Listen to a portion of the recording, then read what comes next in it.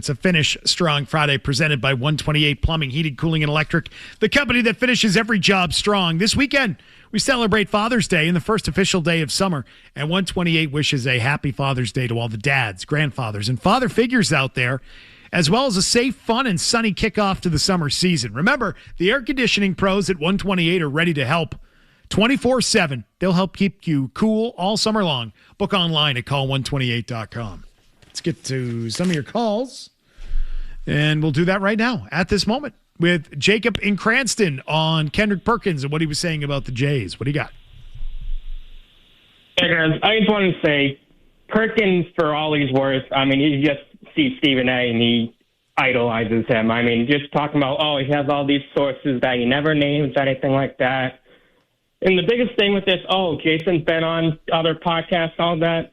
Jalen doesn't have a podcast. He has a Twitch stream. So unlike podcasts, there's no editing. There's no creating an agenda that you want to, create. It's just talk. And so if he says something that he doesn't mean to say, it's moot. And everyone, it's out there. So I don't know what you guys think. So do you think because it's live, Tatum would be less interested in doing that? I don't think he'd come off as well. He hung up. Is that what it is? He's afraid of the shyness, just the delivery in general. He never says anything that's controversial, or it's always steady Eddie right down the middle. Right? Is he afraid of saying the wrong thing? No, I don't think that's it. It's like, why should I do this? I mean, you're making $365 million. Why do I need to go out of my way to do these stupid podcasts? For what? All you're going to do is cut it up and criticize it. Well, I guess I would just ask then, why would you promote that he was coming on? Because you probably told him he was, and then he didn't. And then he said no. Yeah. I don't know. Could be it. Something came up. I would say if he didn't want to do it, wouldn't you be like, no, I'm not going to do that, and then you don't promote that from happening? I don't know. Because it doesn't make Jalen look great if he doesn't come on. So he probably told him he's coming on. Jalen Brown like, oh yeah, I'm going to say he was coming on, then he doesn't come on. Boy, do I look like an idiot. It doesn't make sense. Let's go to Tom. He's in Quincy. Hey, Tom. Hey, what's going on, guys? Hey, this season, I mean, yesterday was just another way to watch them lose, right? And I love their little mini comebacks they have, like it gives people false hope. But, Beetle, I mean, you've watched the Red Sox. You grew up here. You've been a fan. You've seen the teams that have been assembled over the years. Ever in your life, did you think that they would put a roster together that cannot hit at home? No. All the bad seasons growing up where, they may have finished 4th, 5th, whatever, they could always hit at home. So my question is, what in the world made them, for a team that's been around for 125 years, whatever the hell it is, what made them abandon every single thing that made them successful at home? Lack of human instinct. A single thing that Fenway allows players to benefit from. They went and got the polar opposite of guys that can actually utilize the park. What sense is that? And how do they come to the conclusion where they just go, you know what? We've had so many good players come through here, specifically because they know how to utilize that wall, and they just simply said, nah, we don't need to do that anymore. Is that just ignorance, or did the analytics go that far? Analytics go that far. A computer tells them who to get. That they totally spun it and banged a 180 on every single element of the game to how it's going to be successful at home. It is the most maddening thing beyond the record. The record means nothing to me. Watching them play, like Tim said it a little while ago, there's no way to sugarcoat it. The roster sucks. It sucks. And to have to sit through every game and know the outcome, they're going to blow it. People are like, oh, they're back because they're only down by 3. They're 0-32 when they're down by 3, and they're like 1-41 when they're down by 2. They have no offensive ability whatsoever, never mind trying to come back from a deficit. It's ridiculous. They have no guts. They're not clutch. Well said, Tom. Well said. They don't have that gene. None of them have it. I think he hits the nail on the head in a lot of ways. Yep. I never thought I'd see it this bad. That's why I think I can't not. You feel you're going to see something even worse coming. I do. That you're going to be alarmed about. Yeah, I get it. It's kind of a feeling of dread that you just can't avoid. And you just say, well, this is interesting. How bad can this get? Maybe if they make a bunch of moves at the deadline, it'll be easier to just say, okay, all right. They sold it off. Now it's okay. Move on to summer. Yeah, let's move on now. Maybe that's the way to make it bad. Also, the looming lockout situation doesn't help this either. It impacts the way you think about it and the way you feel about it. And not having a manager of the future and not knowing who the manager will be is part sure of it. It's not him? Is Breslow going to be? No, it's definitely not him. Chris and Beverly. Hey, Chris. Hey, guys. Thanks for having me on. So, yeah, I mean, to Dan's point, I want to start with, if you look at Jarren Duran's spray chart, he just tries to pull the ball all the time. It's ridiculous. We need a guy who can use the ball. And sort of on that subject, I want to get out there on the airwaves. I think Sedan, Contreras, Abreu, someone needs to put a stop to the Wally home run celebration. Oh, you don't like the little paper mache head? I mean, we all want Jarren to be well, but that was his idea, and he shouldn't be doing anything resembling a clubhouse leader, especially for hitting. And, yeah, I don't love it. And, that's just what I think. I think Duran is, not really helping this team, right now, and I don't think he's helping them hit. I mean, he's talk about hitting with 2 outs or runners in scoring position. He's not doing that well. Yeah, I mean, you're just speaking to how bad the roster is. But Chris, you're not wrong. They need better players. They need better talent. What they have stinks. Yeah, it's not good. There's not even a reason to break it down. AC and Winthrop. Hey, AC. Hey, guys. Great show. Thanks for having me. Can we all agree that the Sox season is basically over and lost? Absolutely. Yes, it is over. Yeah, It's over. All right. And I've never been one to, root for them to lose or any of that, but is it, best for the organization right now if they just kind of lose so they can just stop with this pretending to be kind of in it and just okay, let's sell and see what we can do for the upcoming years? Absolutely. Yeah. Yes. Are you a Patriots fan? Yes. You're probably a Patriots fan, too. How did you feel at the end of that year when they won that last game? I did not like that at all. I was not happy. It was a bad win. Yeah. So you don't want them. If you want them to dump these guys, you don't want them to win and stay close. It's tankathon.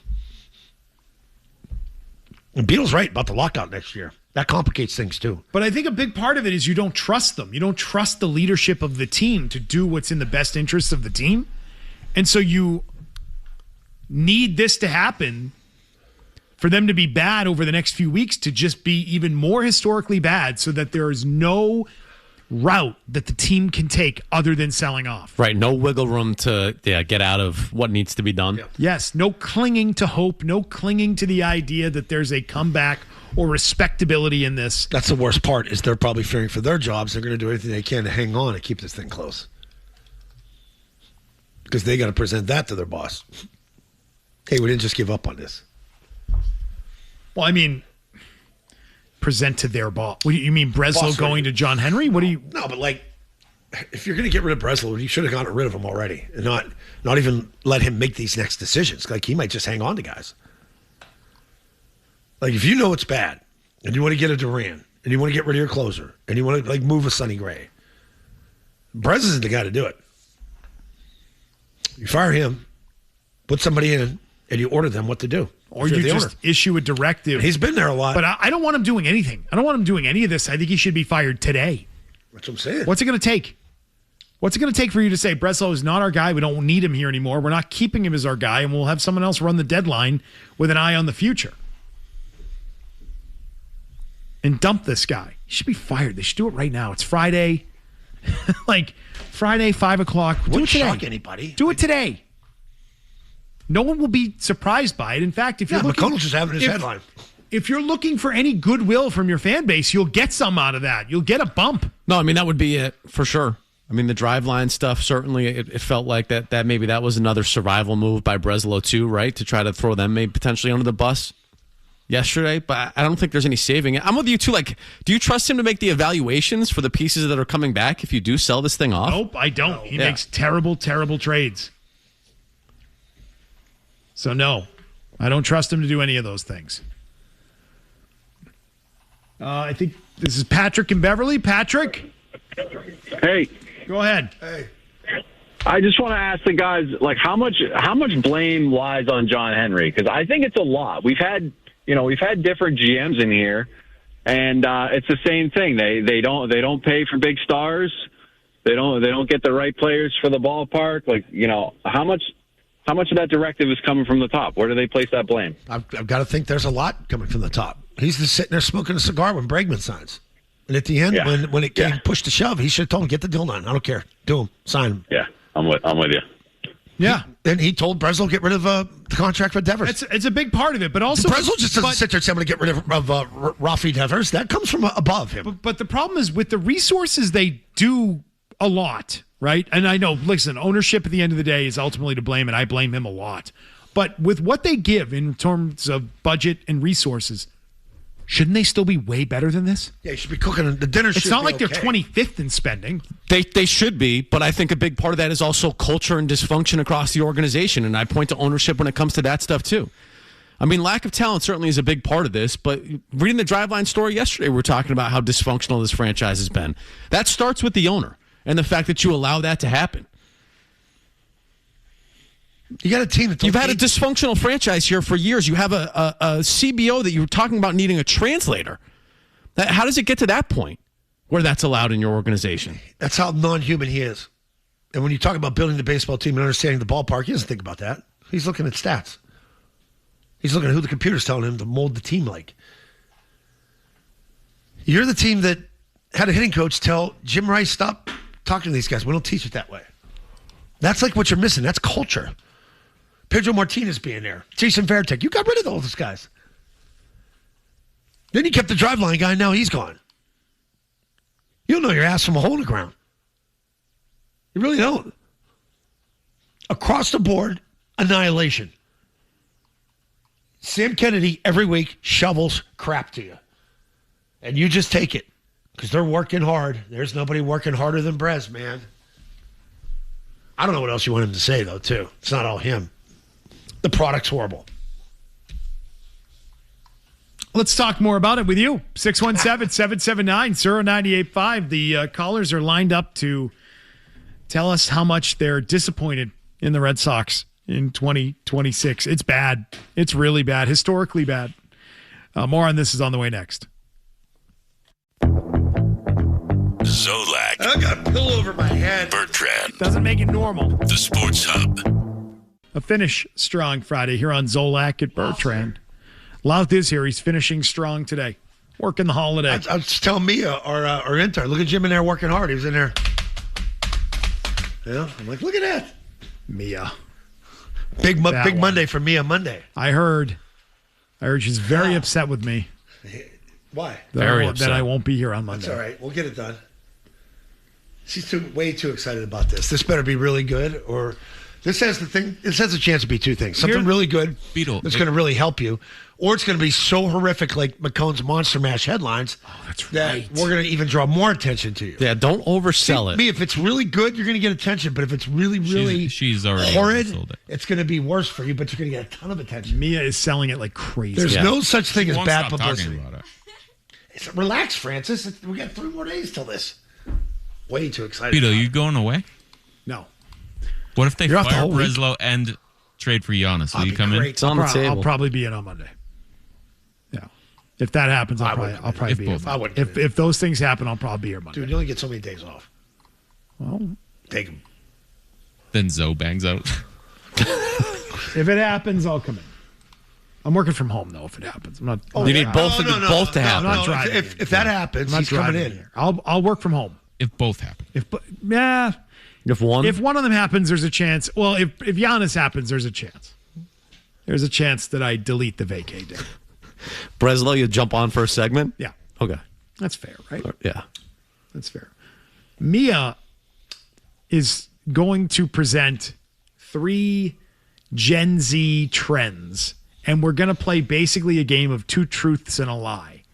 Two She's girls, going one to mic. give us Easy. 2 actual real Gen Z things and 1 fake one, and we have to detect which one is fake. And I'm going to tell you, I bet we're terrible at it. I bet we are going to be horrible at this, and we'll get exposed. Yeah, I have as zero interest in old, this. Should we just do it boring. now? Should we just do it today? We should do it today. Let's do it the third hour of the show. Are you ready today to do it? Yeah. Mia, you're Mia, you prepared?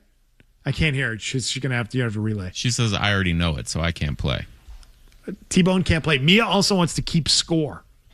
All throughout the summer, right? Throughout the summer. Oh, I like keeping score. Let's do the first one today. Here's what I appreciate. Yeah. I really apprite that Mia is coming to the table with ideas and is eager to help. No other interns and provide content. Can I eat lunch too? Who was the guy that went and ate lunch You first? start a convo with Mia, it doesn't end. You can sit there. It's easy to talk to. Yeah. Talk to Mia all day long. Yep. T-Bone.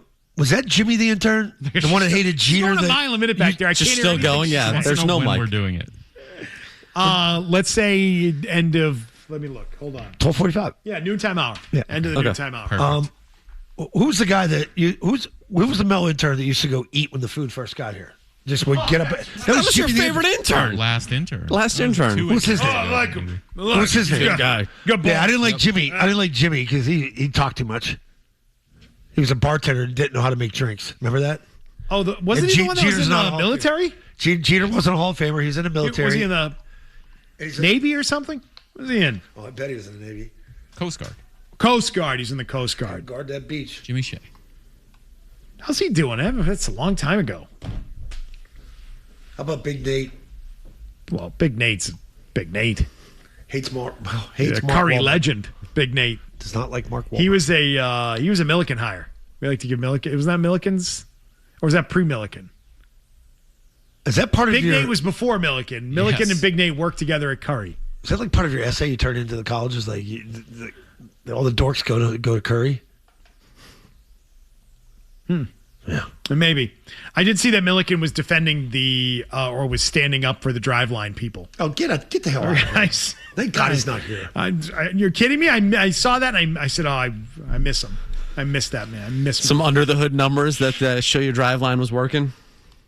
It's not working. We had like a hard, clean breakup here as a way to shield ourselves emotionally from the loss. Well, T-Bone didn't, but I did. I let him go do his thing. I haven't reached out to him, but I'm going to. I miss him. I do. That would have been great. He tweeted out a graph yesterday that was literally just two lines intersecting. And he was like, oh, really interesting stuff in here. And I just sent back to him. I said, did you draw this while holding a pen with your toes? What a dork. David's in North Providence on Roman Anthony. David. Yes, good morning, gentlemen. Hey, what's up? I got two questions. Where is this going with Roman Anthony? Where is he going for surgery? No. Is he going for rehab? No, he's going shopping in the seaport. And then also Christian Casas. Where is he going in his rehab? Thank you. I want to listen. Yeah. I would put them in two different categories because Casas had a pretty traumatic, he had a real injury, major injury with a major surgery, and when that happened, I think we all openly said, "Who knows if that is career ending?" Right. I mean, it might be. I think it probably is. I think it's probably he's already hurt again from it, so I don't know. I don't want to compare those two guys. That's not a guy to me that's like slow playing it or something. That dude that's a serious injury that he suffered. Roman Anthony's got a sore tendon in his finger. It's not all the way torn. It's considered a sprain. The doctors will tell you that it's merely semantics when you're talking about strain or tear, because any strain is, either micro tears or a larger partial tear, but the remedy for him is simply to rest it, have it feel better, and get back out there and do it. And if you believe the story that Roman Anthony is telling, doctors have just the absurdity of this. They have no cases on file that match what he's dealing with. You know what he should be? He's the first human being to ever deal with this strain in the manner that he suffered it. You know what his nickname should be? Dog. Because dogs can't talk and let you know how they're feeling. You never know what's bothering a dog. Like you could x-ray the dog and the dog could, what's he whining about? He can't communicate. This kid is soft. He is soft.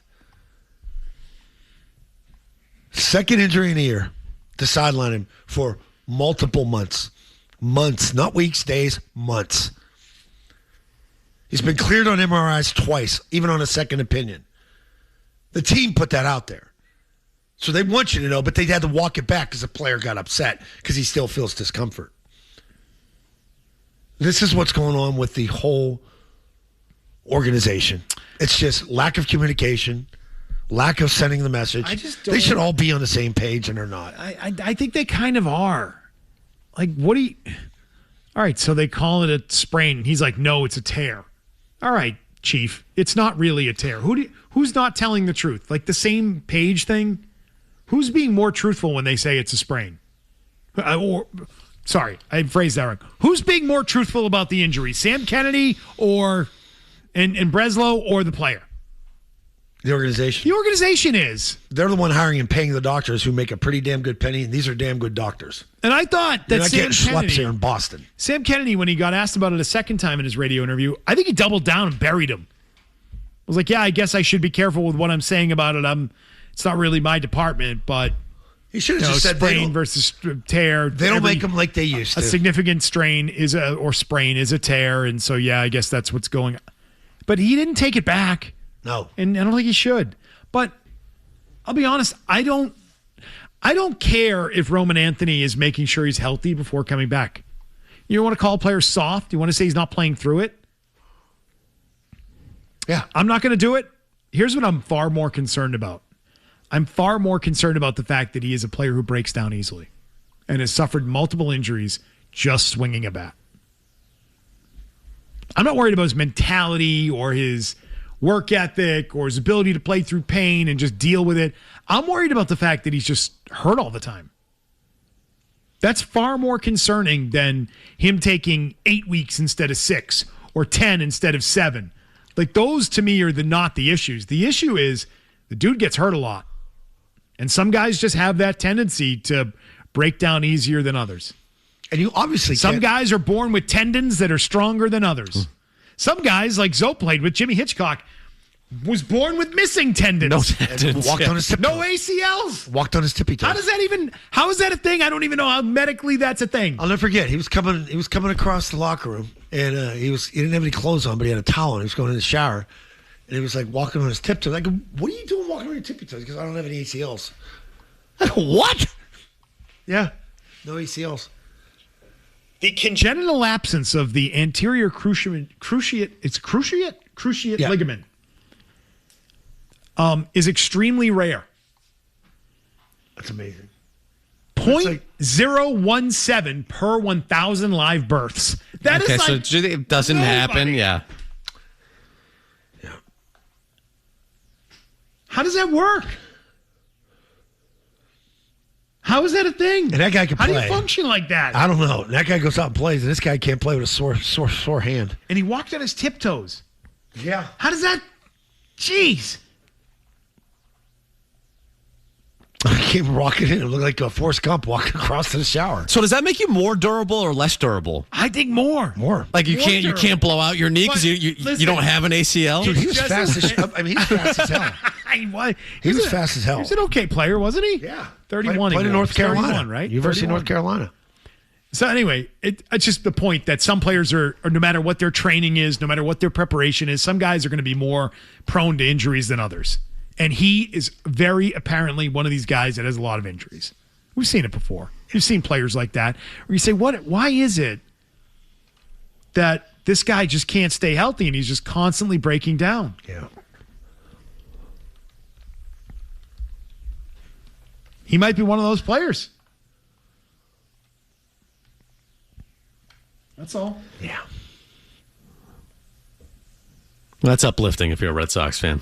Exciting times, huh? That's good. That's the guy that they put on signage. That's the guy they picked. That's the guy that we're going to put everything around, our marketing brand. There he is. He's the Chris Sale of positional players. Oh, look how that is. Don't let him near a bike. I'm just saying. That's what it is. That's the concern. I heard he's been he's soft. Get out there and play. Like, all right, so what are we arguing about? 6 weeks versus 8, or 8 weeks versus 10?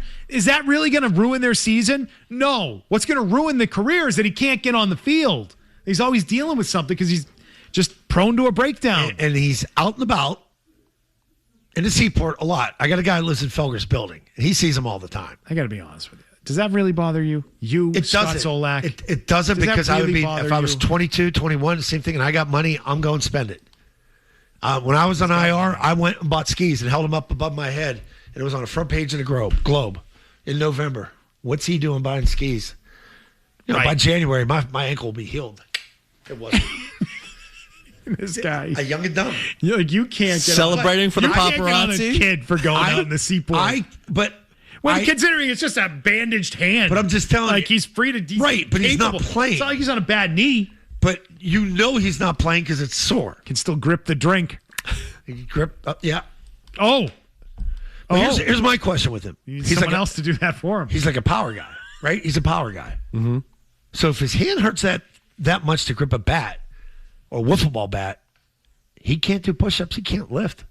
He can't do curls, right? Like, his rehab stint is going to be long. What is he doing to mimic his actions and power and quick twitch? Like, they got to have drills for it, right? But it's not really a drill because you can't use the hand. Think about that. Put your hand in a plastic baggie one day and walk around and see what you can't do with that hand. You would be the guy to do that. I'd figure it out. Guaranteed. I'd do magic things with that bag. I have done it. Yeah. Oh, okay. Sure. You'd be like Shaughnessy playing against Larry Bird in the free throw contest. Right? All right, let's get to headlines here. We're a little behind. We will get your calls. Also, big match coming up at Gillette Stadium later today. I'll be taking the other way home. Going to be a lot of excitement for that one. Team USA World Cup. World Cup is buzzing, man. It's doing pretty well. It is. Here are the headlines. We'll be back.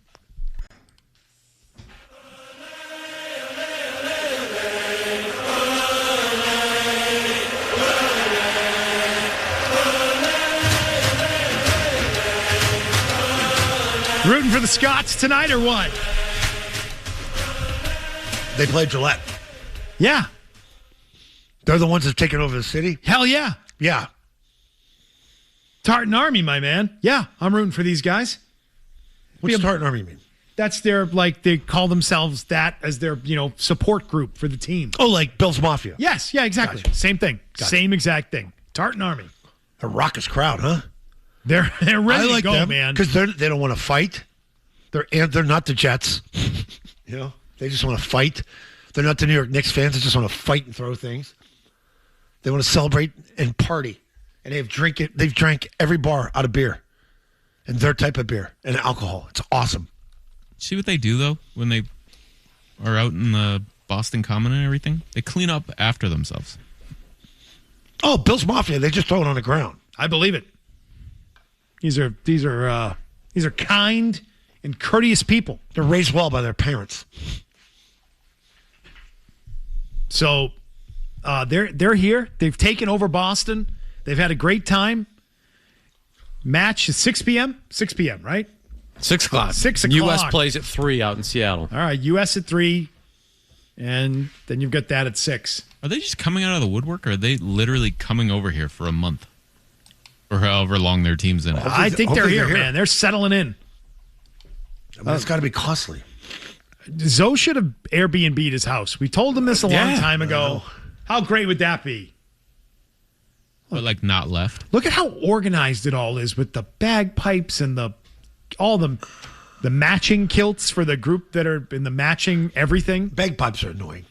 I know it's part of people's tradition. And You're not a bag. Who's not a bagpipe guy? I mean, I hate. It's just I am not a bagpipe guy. Wow. Yeah. Disappointing. Yeah, there'll be no bagpipe at the wedding. There's only one. There's only one thing that sometimes gets you with the bagpipes. It's the association with death. Yeah, with funerals. Yeah. It's parades and funerals around here, but they are more celebratory with their bagpipes. They're doing it for their soccer team. I can't believe Zoe's not a bagpipe guy. Not a bagpipe guy. I would have thought you were. I'm an accordion guy. Really? The thing with bagpipes is they are so loud. That's the problem. It doesn't stop. The noise doesn't stop. I always wonder about the guys who play the bagpipes if their ears are ringing by the time they're done playing. Because it's so loud. Wasn't it a bagpipe guy I saw in Germany when I was there? I don't know. When I FaceTime you guys? I don't remember. I don't recall. I doubt it.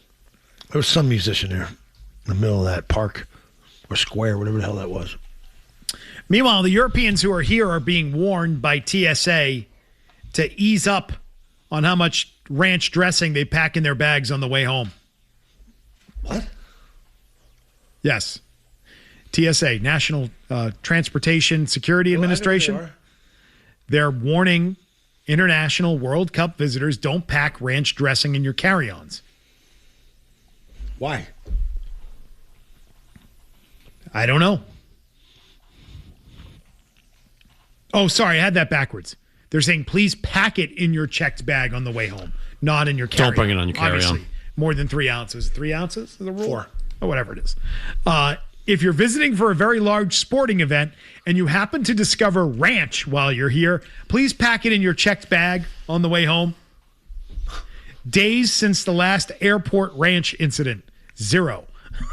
That is the weirdest request I've ever heard. One European wrote on Twitter, why did no one tell me ranch sauce, calling it ranch sauce instead of ranch dressing? Why didn't anyone tell me ranch sauce is like crack?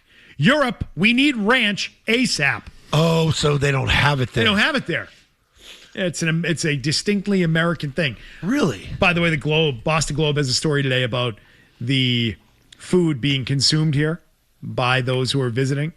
Quote from Callum McNabb, who's here, one of the Scottish supporters, saying, Scotland. The portions are so large you can't even finish your main meal. Where's he going? He had advice to American fast food chains. You would save so much money if you just cut down on the prices and the portion sizes. Alex Miles said, I quite like Wendy's. He quite likes Wendy's.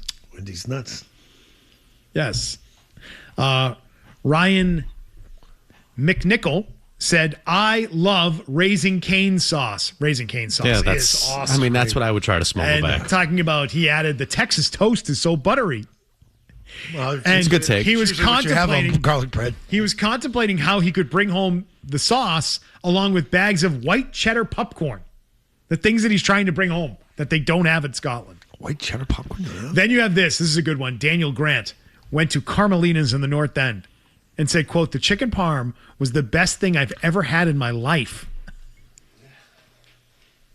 How about that? I messaged everyone back home and said, I just want to bring back the chicken parm. How about that? He said American friends had encouraged him to try the Italian-American staple. And now he cannot stop talking about how much he enjoys chicken parm. How much he likes it. Yeah. How about that? You ranch or blue cheese? Blue cheese yeah, for me me. too. But it's got to be a good blue cheese. There's some bad blue cheeses. But put some chunks in it.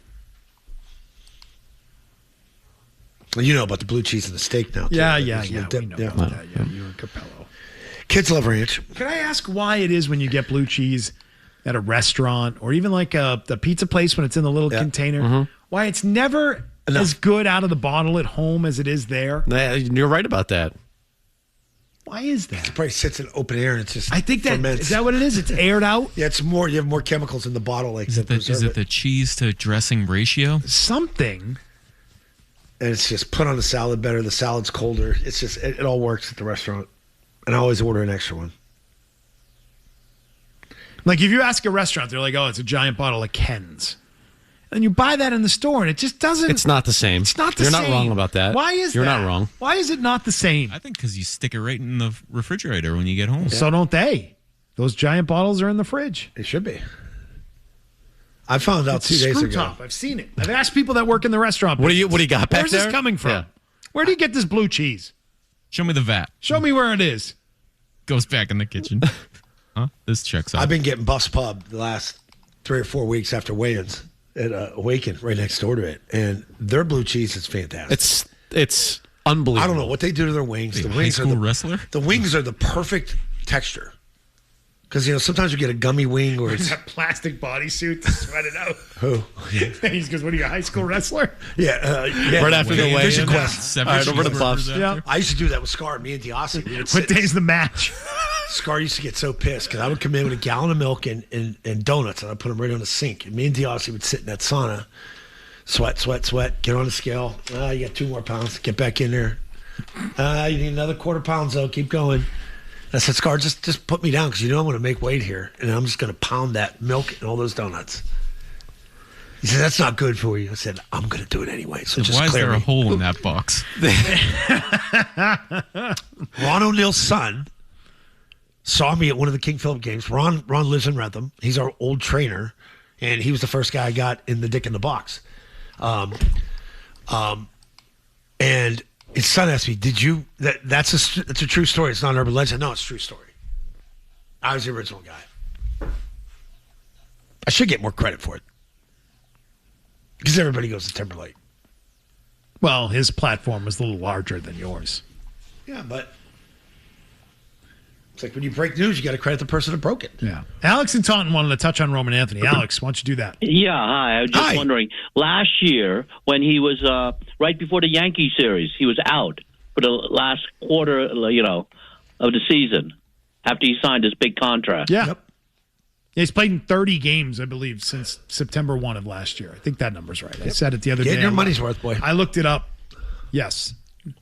John in the car. Hey, John. Hey, guys. Hey, Zoe, I think the Scots are giving away the Awaken 180 game plan in that article. Like, what?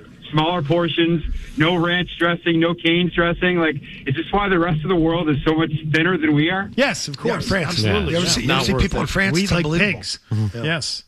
American pigs. Yeah. Matt in Newport. Hey, Matt. Hey, awesome take by that guy. You know what? Jack Eichel is the next captain of the Bruins. Think so? That's my wish. That is my wish. I got to tell you, I give him anybody. Pasternak, whatever. That's a tough kid from Massachusetts who plays hockey. And my take is on Craig Breslow. Don't blame it on him. This is not his fault that his top 2 guys, his ace pitcher and his ace outfielder, strong bat, this is not on him, dude. It's not. So I'm having patience with them. They're not going to win every year, but, they should be more competitive right now than they are. It's disappointing to watch these games end by one runs. It's horrible. If they could score early, that would be something. Yeah. So Matt, we went over some stats the other day about the first inning and how they routinely lose in the first inning of games. They put themselves behind. And I would tell you, they don't have a problem for not being in first place. They have the problem that they're in last place. That's their problem. The problem is that they're not even middle of the pack. If they're middle of the pack, you're saying, well, this is disappointing. Can they get themselves? You can legitimately say, they got a shot to get better. Maybe they'll add at the deadline, but you can't even do that. There's no excuse for being where they are. None. Not here, not with this team, not with their resources, any of it. No, and wiping Craig Breslow, the blame away from Craig Breslow is crazy to me. Yeah. Crazy. I dismiss that wholeheartedly. Like, get out of here with that. Be patient with Breslow. He has shown you no ability to build a winner. He has shown you no ability to evaluate talent. He has shown you no ability to run an organization that all moves in the same direction. He's over. He's got a lower batting average as a CBO than the team did with runners in scoring position against the Blue Jays this week. Yep. Okay? Triple zeros is what that is for him. Mr. Blutarski. 0.0. Academic warning. Nobody knows what I'm talking about. You want Jack Eichel on the Bruins? Where did that come from? I don't know. You want Jack Eichel on the Bruins, T-Bone? And give up pasta? I love fantasy hockey. He went to BU, right? Yeah, sure did. Sure did. Didn't they choke the championship away or something? Puck went through some kids' legs. Yeah, lost to Providence. That's right. Why would you know that? You're a UConn fan. Yeah, he's a Rhode Island guy. College sports guy. He's got a link to Rhode Island. He worked there. Loves New England college sports. Yeah. Whoever's winning. That year it was Providence. I love it. Year I was a big fan. Let's go Tim Friars. Jones is not interviewing losers. Yeah. All about it. All about it. Let's talk some Patriots in the noontime hour, shall we? Sure. Well, we got Mia's music. Clock's ticking, Mia. It is about an hour from now. We'll have Mia. It's better be good. Mike Florio on Mike Vrabel. That's next.